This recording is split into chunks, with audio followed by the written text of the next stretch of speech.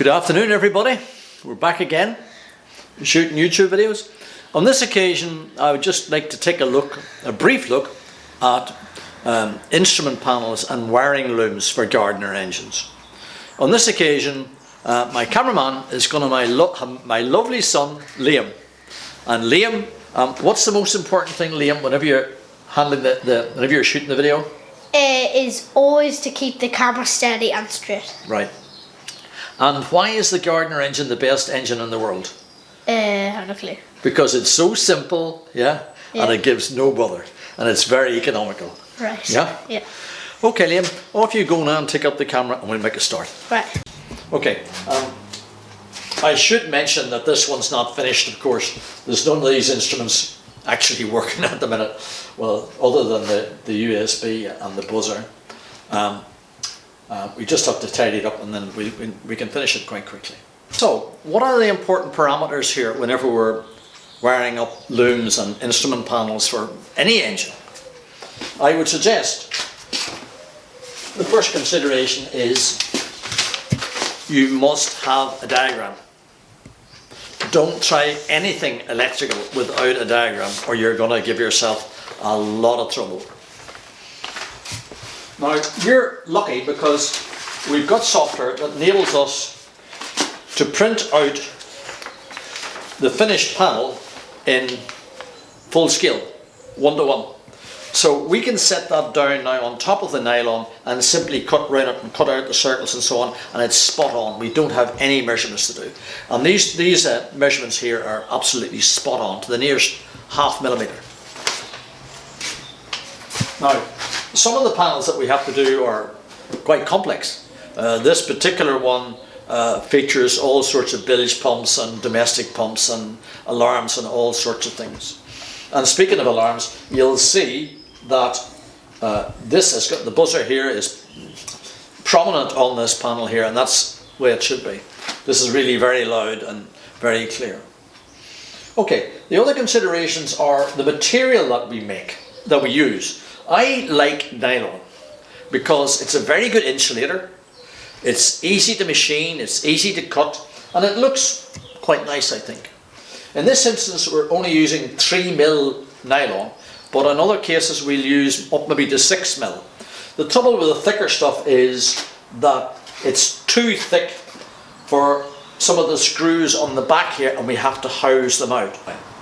Now, Liam, if you move in nice and slowly, Liam, nice and slowly, move in. I just want to point out that we're moving away from fuses, and here we've got little simple reset buttons. These ones, because this is only driving alarms and very small loads, they're only 1.5 amp. But if there's a short circuit of any kind, they'll trip, and to reset them, all you have to do is push them back in again. They're very nice. Okay, Liam, you can move back out. Oh, well, another point is nowadays we've got a USB socket on here. Now this doubles up as a voltmeter. So we've got 4 USB sockets on there, and we've got a voltmeter, and they're low cost. They cost very, very little. Okay, the next consideration is what the boat is made of. If the boat is a steel boat, then we have to be more careful, because steel's a very good conductor, and we can't use the engine as an earth. In that instance, we have to run all the earth connections from the panel have to go straight back to the battery. We can't just simply use any old screw at all on the engine as an earth, because that's a no-no. A, it's dangerous, and also it causes currents to circulate in the hull, and that can increase corrosion. Oh, wiring standards.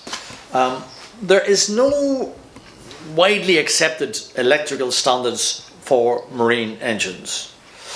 We use a variety, and I've listed them here for you.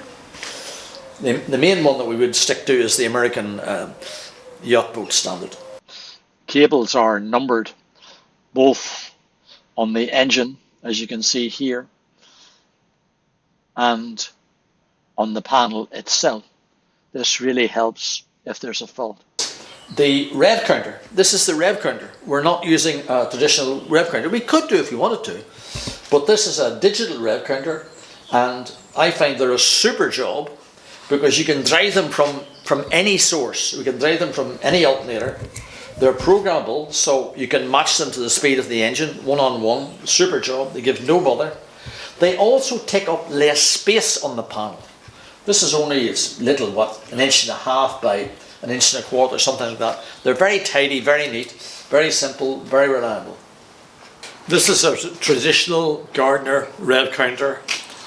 As you can see, it's massive. It takes up a lot of acreage within the panel. Also, it's driven by a mechanical rotating cable here. It's not electrical at all. That cable rotates within a sheath, and that's what drives the point. And of course, those cables aren't available anymore, although we do have some. I prefer the digital. It's much more elegant, much more versatile, and gives no bother at all.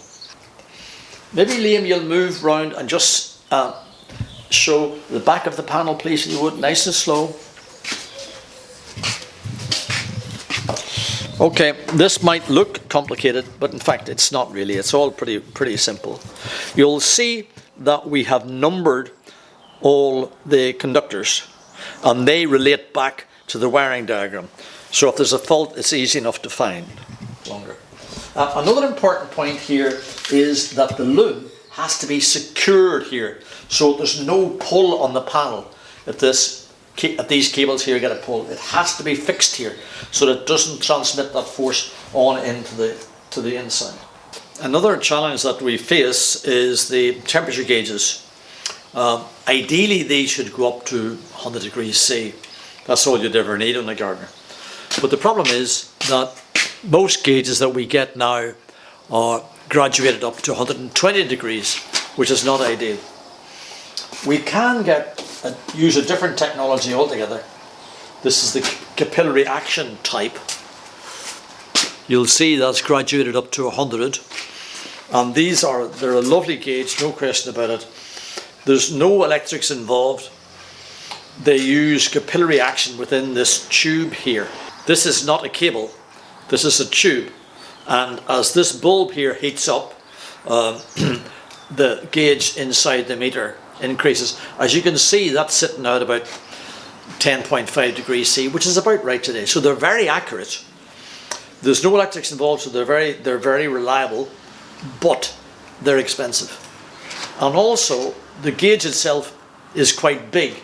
So again, they take up a lot of area on the panel. The other big disadvantage of them is that you cannot break this tube. So fishing the sensor down through bulkheads and under shelves and floors and things can be quite tricky. And if you break this, that's it, they've had it. You have to buy a new one. I should mention that Liam is only 10 years of age. And as you can imagine, like all boys of 10 years of age, what would he really like to do? He'd like to start the engine, just to prove that the panel and the loom actually works. Okay, so maybe we'll swap jobs now. I'll take the camera and Liam will start the engine. Okay, Liam, you ready to start? Yeah. Yeah. What are the important things you have to do? So the first one is always to check the oil levels. Good man. And the second one is always to keep your hand off the key when you start fired her up. When she fires up? Yeah. Okay, off you go. Let's try it again.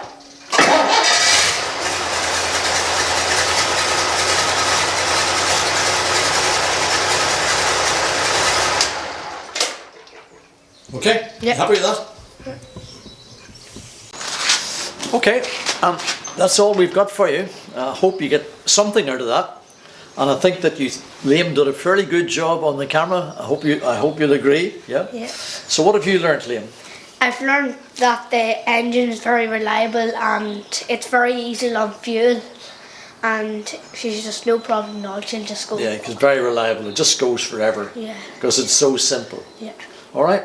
So hopefully we'll be using Liam again as a cameraman, maybe on the next video or whenever, because you've done a super job. And thank you so much, Liam. You're welcome. Okay? Yeah.